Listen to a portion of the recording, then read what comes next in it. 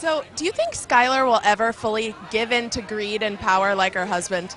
Well, you know what? I think she's been hooked a little bit. I think there was an interesting thing somebody said to me last year that as Walt has his Heisenberg, somebody said she's got her Herzenberg.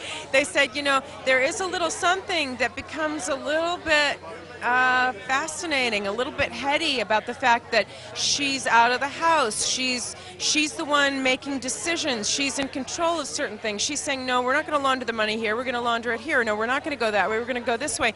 Last season was so much like a power play thing between she and Walt, like who's on top, who's going to make the decision, who's on top. Now I think that she knows how dangerous he actually is, that it goes way beyond dealing drugs or cooking drugs. I think that the terror in her is now so enormous that also, fear, will make people do almost anything. So you never know which way she'll turn. Why do you think she hasn't decided to turn him in yet? Well, I think when she had the opportunity to turn him into the police, she didn't, because she knew that to do so would be to tell the truth to her son, and that would devastate him.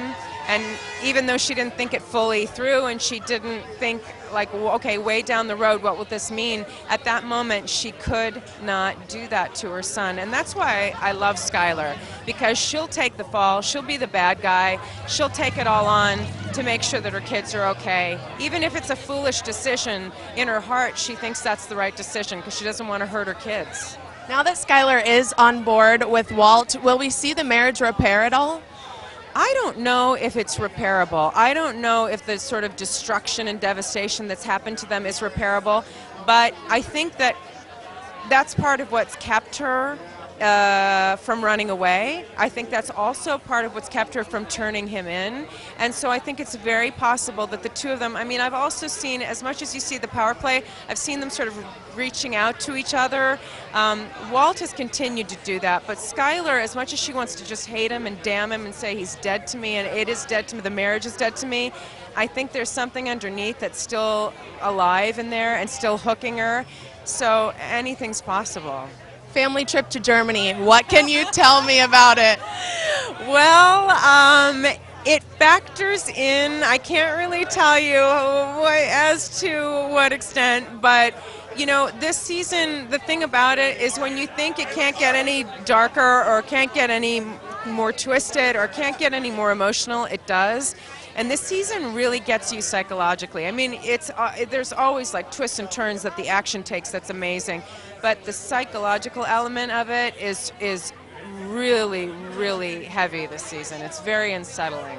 How do you sleep at night after a day on set on Breaking Bad? We just work so many hours and we pour so much into it that honestly, at the drive on the way home, that's the time where you go, I'm going to shed it, I'm going to get rid of it, and you got to. Otherwise, you're going to drive yourself crazy. I've got 2 kids, so my job is to do my job when I'm there, and then shed it when I'm driving home, and then put my mom hat on, and thank God for that, because they bring me right back into reality. And last question for you, looking over, the biggest, baddest crime bosses or mob bosses in pop culture history, TV, movies, who would be the best match for Walter White? I think it's been Scarface we've thought about, and Escobar. I think those 2 come to mind. And I mean, he's really, quite honestly, he's coming right up on par with them, isn't he? So.